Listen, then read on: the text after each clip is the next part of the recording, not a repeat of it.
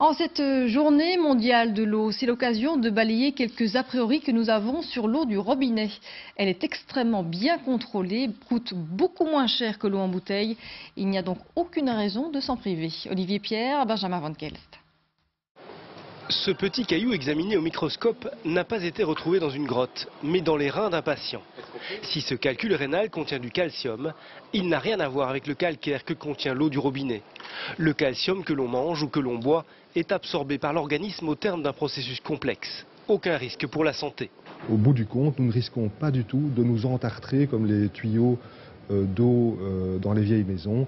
Au contraire, le fait de boire beaucoup d'eau du robinet à bas prix et bien contrôlée, comme c'est le cas de l'eau du robinet dans notre ville ou dans notre pays, eh bien, préviendra le calcul rénal plutôt que de le générer.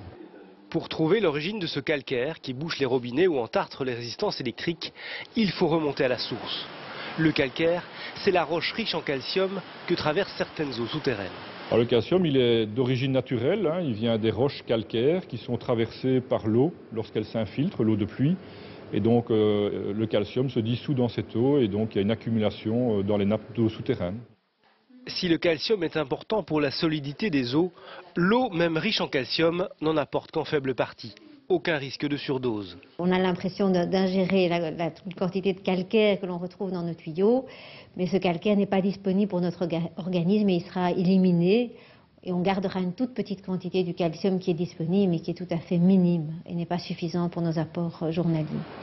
70% de l'eau de Bruxelles et d'une partie du pays provient des nappes aquifères. Elle est pompée ici à Modave, à 35 km de Liège.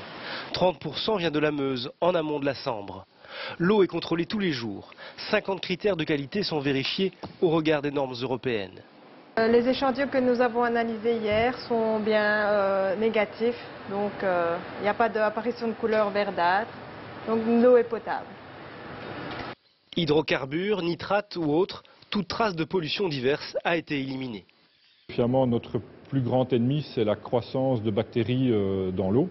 Et donc en ajoutant de très faibles quantités en chlore, on arrive à tout à fait réduire ces populations bactériennes et à garantir une eau qui est parfaitement potable d'un point de vue sanitaire. Cette eau du robinet par rapport aux autres eaux du commerce est extrêmement contrôlée d'abord d'un point de vue bactérien mais aussi ionique. Elle est donc régulièrement contrôlée, souvent plus souvent que ces eaux commerciales. Et puis ensuite, elle est à un prix défiant toute concurrence. L'eau du robinet, une eau saine que même les nourrissons peuvent boire, sauf si les canalisations sont en plomb. Elle coûte en moyenne 300 fois moins cher que l'eau en bouteille, génère moins de transport routier et moins de déchets. Bref, à boire sans modération.